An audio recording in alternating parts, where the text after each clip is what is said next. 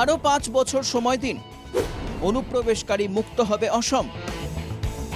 শ্রীমন্ত শঙ্করদেবের জন্মস্থান বটদ্রবায় দাঁড়িয়ে কার্যত ভোটের বিগুল বাজিয়ে দিলেন কেন্দ্রীয় স্বরাষ্ট্রমন্ত্রী অমিত শাহ।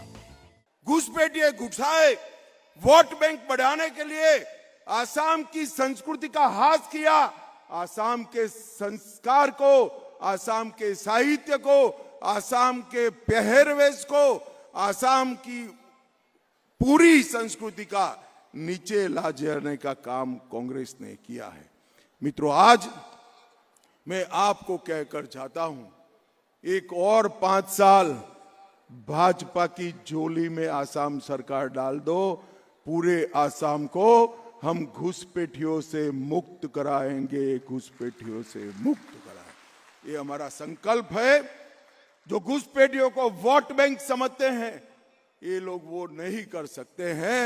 घुसपैठिया देश की सुरक्षा के लिए, आसाम की संस्कृति के लिए बहुत बड़ा खतरा है, ऐसा मानते हैं। সোমবার বটদ্রবায় নবনির্মিত প্রকল্পের উদ্বোধন করেন অমিত শাহ। জনসভায় অনুপ্রবেশ ইস্যুতে কংগ্রেসকে নিশানা শাহে। কংগ্রেসের জন্য বিপন্ন হয়েছিল অসমের ভাষা সংস্কৃতি। আইএমডিটি আইন এনে অনুপ্রবেশকারীদের আইনি সুরক্ষা দেয় কংগ্রেস। कांग्रेस पार्टी सालों तक इनको आगे बढ़ाते रही। बात तो असम की संस्कृति की, परंतु 1983 में आईएमडीटी एक्ट लाकर उन्होंने घुसपैठिए को यहां बसने का कानूनी रास्ता बनाया। मैं आज श्रीमद शंकर देव जी की भूमि पर कहना चाहता हूं, भारतीय जनता पार्टी का संकल्प है न केवल आसाम, पूरे देश से चुन चुन कर हम घुसपैठिए को निकालने का काम करेंगे, चुन चुन कर। অসমের অনুপ্রবেশ সমস্যার জন্য কংগ্রেসই দায়ী। বটদ্রবায় দাঁড়িয়ে দৃঢ়তার সঙ্গে সে কথা বলেন অমিত শাহ। একই সঙ্গে অনুপ্রবেশ সমস্যা সমাধানে আরো 5 বছর সময় চেয়েছেন তিনি।